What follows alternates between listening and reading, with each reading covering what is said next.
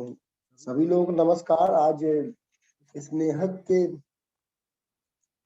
दूसरे दिन के लेक्चर में हम जो बचे हुए हैं स्नेहक के लाभ, उसके प्रकार, उनका अनुप्रयोग कहाँ कहाँ पर है, ये आज हम ये स्टडी करेंगे और जानेंगे कि क्या है स्नेहक के प्रकार और कितने प्रकार से ये हमारे लिए उपयोगी हो। What is lubrication? Purpose of lubrication.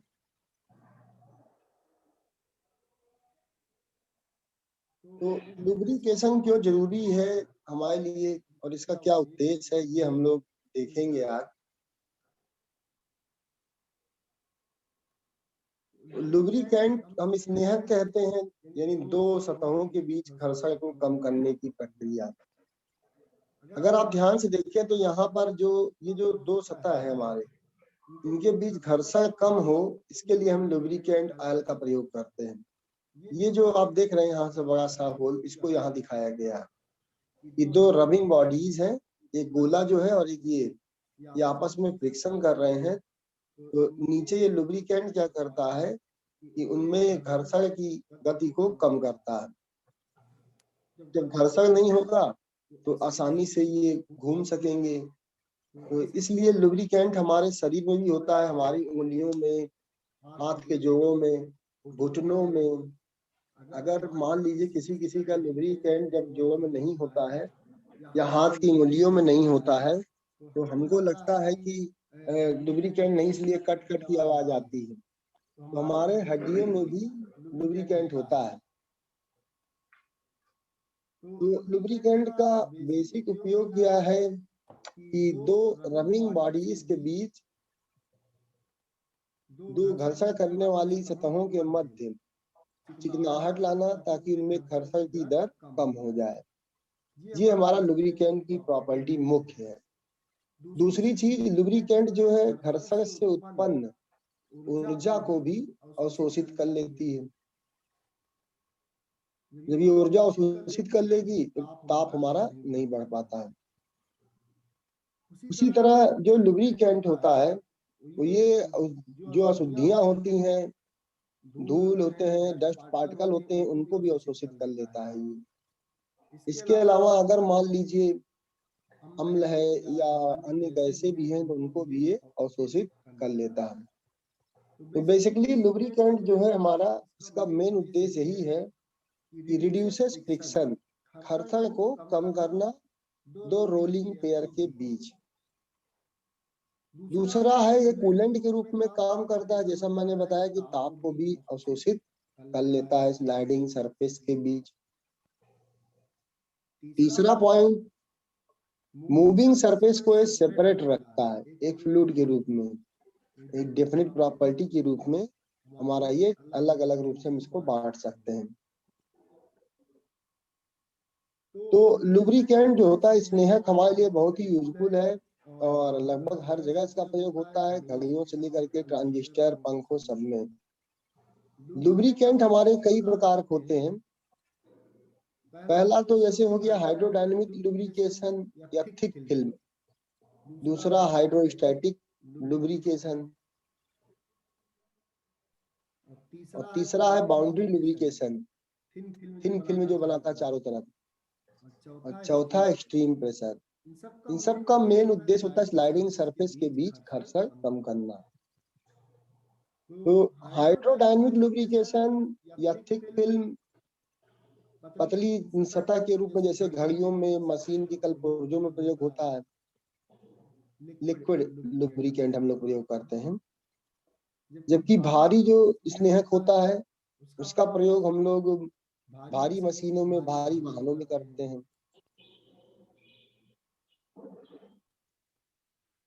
Graphite को हम अकेले या ग्रीस के साथ मिलाकर स्नेहक के रूप में प्रयोग कर सकते हैं।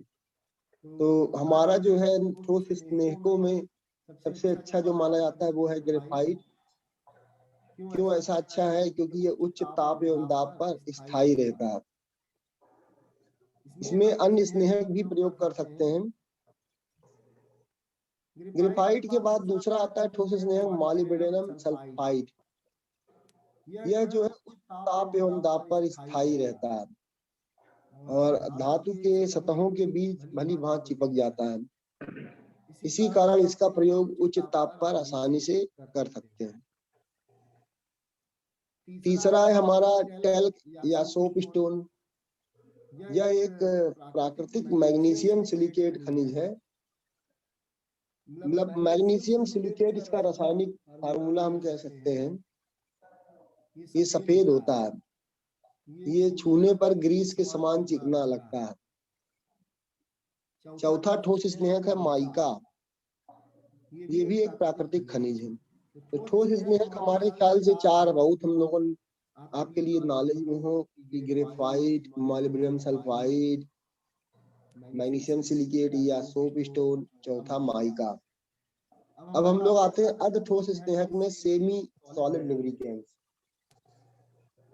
ये घरों में भी इसका आप लोग प्रयोग करते हैं और लगभग ठंडी में सभी ने इसका उपयोग किया है। अर्ध ठोस स्नेहक के रूप में हम लोग ग्रीस, वैसलीन जो उपयोग में लाते हैं, शरीर में लगाते भी हैं ठंड में बचने के लिए, बोरोलीन वगैरह, ये सब हमारा अर्ध ठोस स्नेहक है। विभिन्न प्रकार के तत्वों को मिला करके ऐसे अर्ध ठोस स्नेहक बनाए जाते हैं।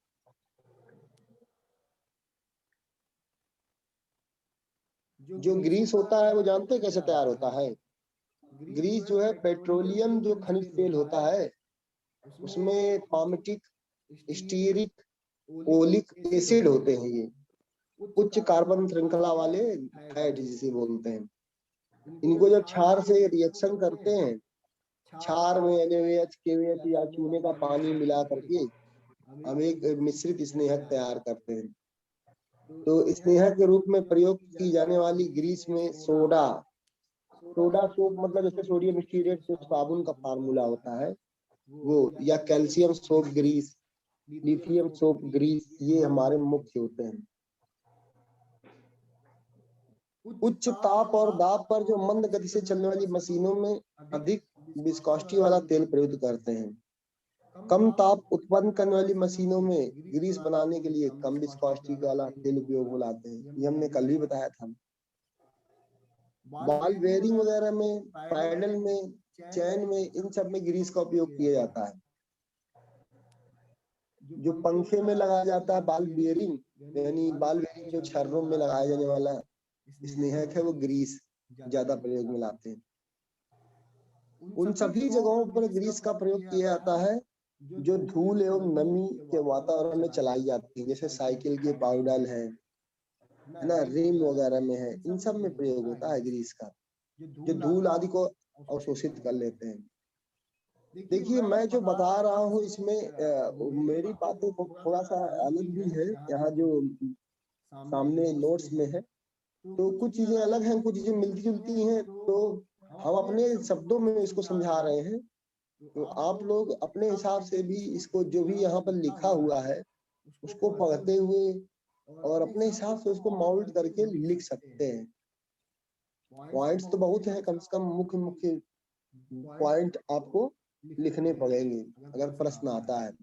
बेसिकली इसमें 2 ही प्रश्न बनते हैं कि स्नेहक क्या है, इसके क्या उपयोग है, या स्नेहक के प्रकारों का वर्णन करिए उदाहरण सहित। 2 ही प्रश्न विशेष है इसमें। द्रव स्नेहक में हम आते हैं, जो तीसरा एग्जाम्पल है। द्रव स्नेहक सील के रूप में काम करता है, संक्षारण निरोधक के रूप में। इसी तरह ये नॉकिंग को भी कम करता है।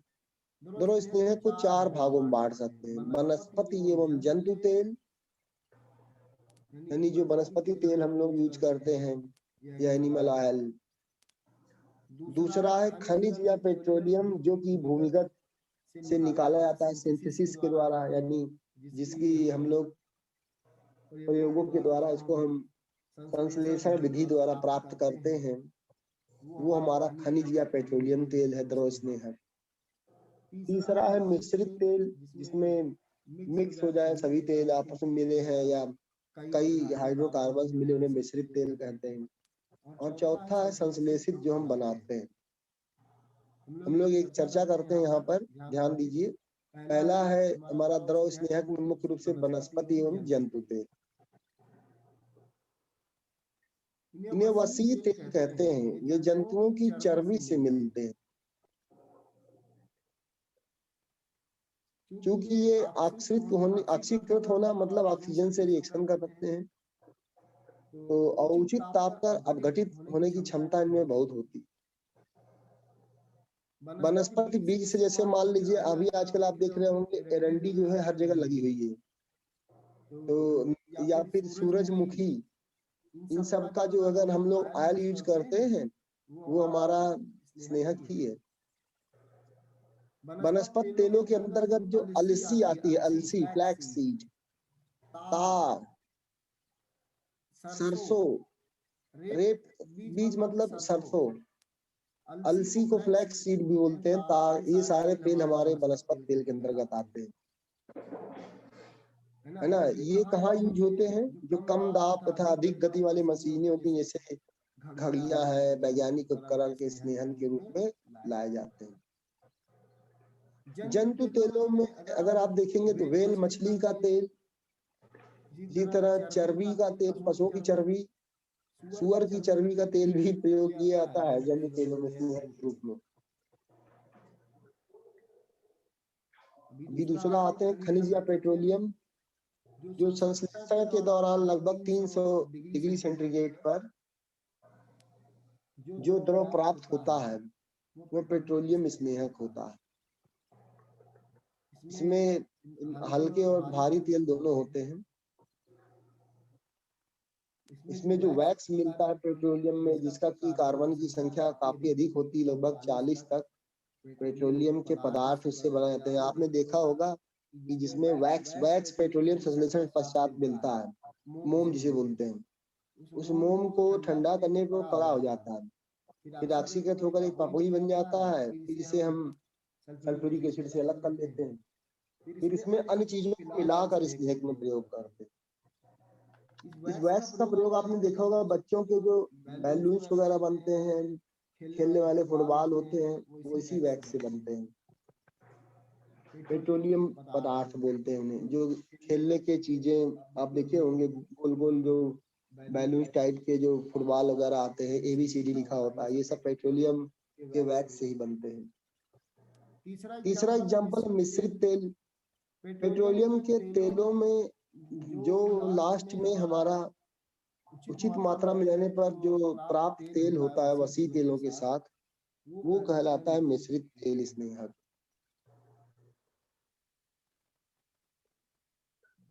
चौथा है संश्लेषित स्नेहक तेल। संश्लेषित का मतलब हो गया कि प्रयोगों के द्वारा जो बनाया गया, संश्लेषण के दौरान जो बनाया जाता है वो संश्लेषित स्नेहक कहलाता है। इसके अंतर्गत सिलिकॉन, पॉली एल्काइन ग्लाइकॉल ये सब आते हैं।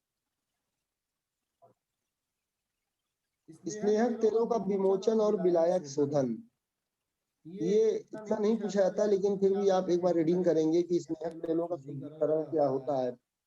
शुद्धिकरण मतलब जैसे डीवैक्सिंग है, कि कम ताप पर विलायकों में मोम की अपेक्षित विलेयता आधारित ज्यादा होती है, तो इसको हम लोग क्या करते हैं कि कुछ ऐसे विलायक मिला देते हैं, जैसे प्रोपेन, बेंजीन, एसीटोन, डाइक्लोरोथिलीन, ये मिला करके हम अलग कर सकते हैं।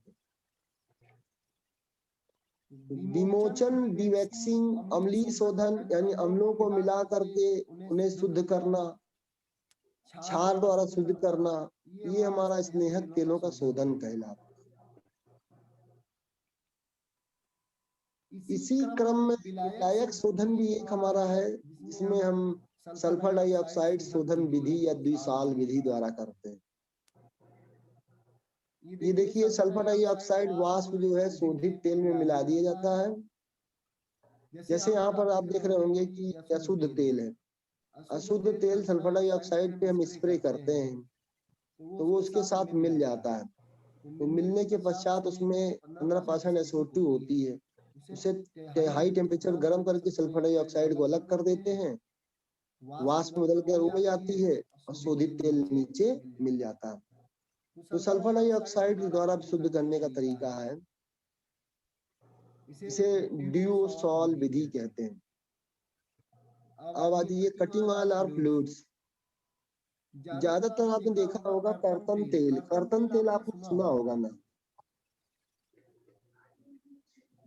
कर्तन तेल का प्रयोग हम लोग वहां करते हैं जहाँ पे जो तेज छेद करने वाले या धार देने वाले सतह को ठंडा करने में प्रयोग होते हैं, और उनके औजारों में स्नेहक का रूप में काम करते हैं। वो सभी कर्तन तेल कहलाते हैं।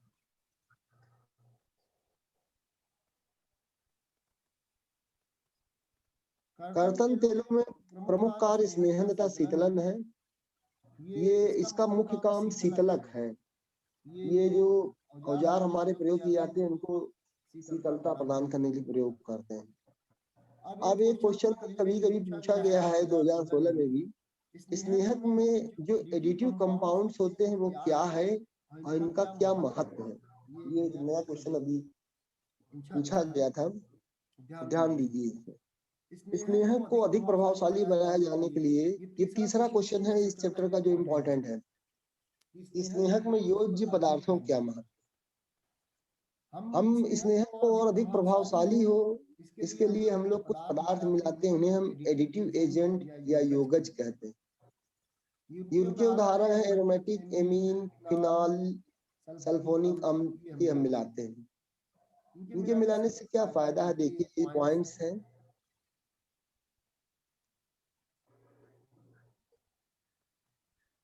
अधिक अवभार वाले जो यौगिक होते हैं, अगर इसमें स्नेहक मिला दें तो उसका जो विस्कोसिटी होती है यानी वो सूचकांक बढ़ जाती है। स्नेहक में प्राथमिक एमीन, स्टीरिक अम्ल, पामटिक अम्ल, ओलिक अम्ल मिलाने से स्नेहक की जो दाब सहने की क्षमता होती है वो बढ़ जाती है।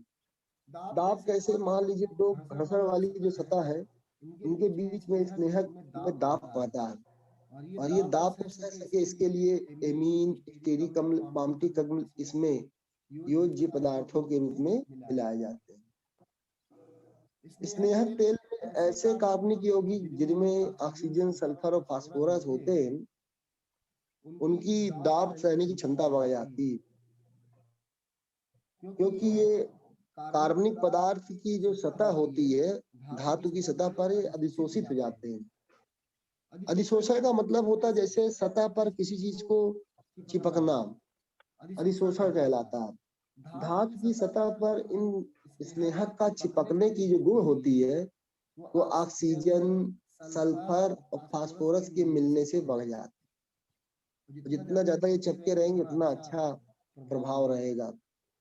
इसी तरह एरोमेटिक एमीन और फिनालिक पदार्थ जो होते हैं इन्हें हम एंटीऑक्सीडेंट कहते हैं। इनको मिलाने पर स्नेह काफी तरह घट जाता है, यानी स्नेह की अभिक्रिया नहीं हो पाती। तो ये बहुत इंपॉर्टेंट क्वेश्चन था, ये भी 3 क्वेश्चन है। अब क्रिया विधि है स्नेहों के कार्य की क्रिया विधि। इसी तरह उद्योगों के औद्योगिक अनुप्रयोग है। तो मैं इसको शॉर्ट में बताता हूँ, यहाँ हमारा चैप्टर आज खत्म हो जाएगा। तो 3 प्रश्न महत्वपूर्ण है जो अभी हम लोगों ने प्रयोग किया कि स्नेहक क्या है और इनका क्या उपयोग है, क्या ये कार्य करता है। दूसरा, स्नेहक के प्रकार कौन कौन से, उदाहरण सहित। तीसरा प्रश्न, स्नेहक में योज्य पदार्थों का क्या महत्व है। ये 3 प्रश्न आपको आना चाहिए। ये सभी लोग आप लोग लिख लीजिए, चाहे असाइनमेंट के रूप में चाहे याद करके कर लीजिए।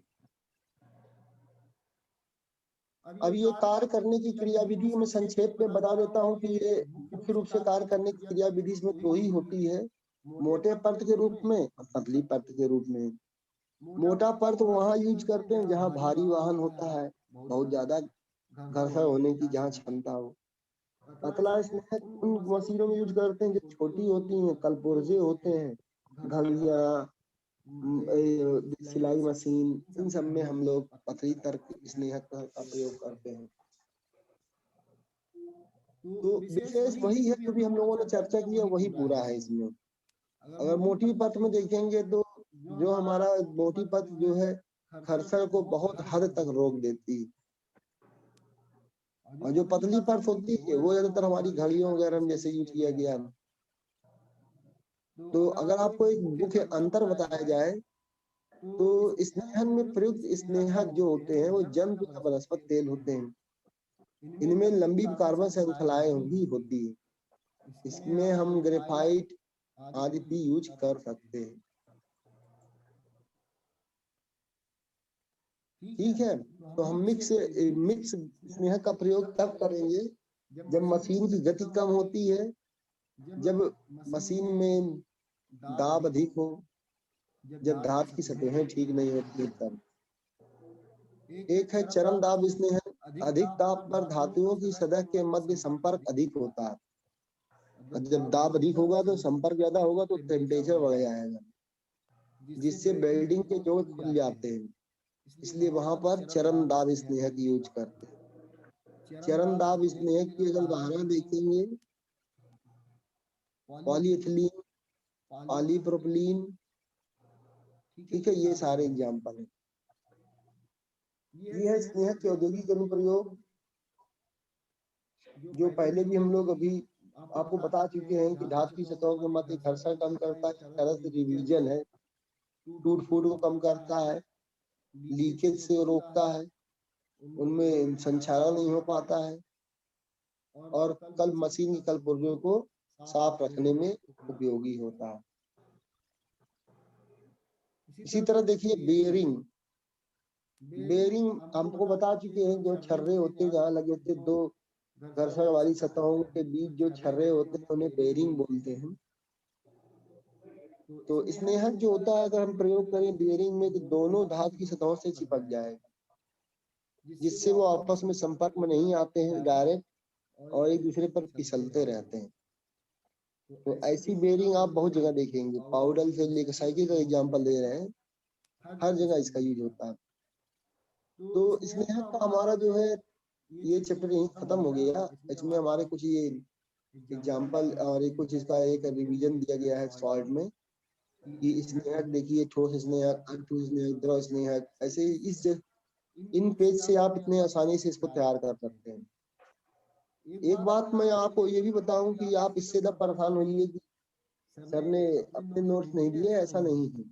क्योंकि अगर हमारा पर्पस जो है किताब में दिए हुए इन चीजों से अगर सॉल्व होता है तो अतिरिक्त नोट्स की कोई आवश्यकता भी नहीं है, क्योंकि सेम थिंग मैं भी आपको बताता और यही लिख के देता। तो यहाँ पर जो आपकी चीजें हैं वही आपको लर्न करनी है, और जो वीडियोस एनिमेशन में दिखाया वो आपको समझने में बहुत मददगार है। तो जो यहाँ पर तीन हमने अभी मुख्य इम्पोर्टेंट प्रकाश में रखा स्नेहक से संबंधित, उन्हें आप जरूर याद रखिए। कुछ चैप्टर आसानी से आपको तैयार हो जाएंगे। जहां तक मेरा ख्याल है कि आप लोग इसको समझ गए होंगे। बहुत ही महत्वपूर्ण विषय था ये स्नेहक, हमारे दैनिक जीवन में उपयोगी होता है। तो आप सभी से जो भी आपको बताया गया वो सभी तैयार कर लें। तो आज की क्लास यहीं खत्म करते हैं, ज्यादा नहीं करते हैं, क्योंकि अगले टर्न पर हम लोग बस एक टर्न और है, ठोस अवस्था और गैसीय अवस्था। तो ठोस अवस्था के लिए हम कुछ अगले टर्न पे आपको उसमें नोट प्रोवाइड कर देंगे। तो सभी लोग धन्यवाद। और भी कोई रिवीजन करवाएंगे सर? रिवीजन बेटा सर ये भी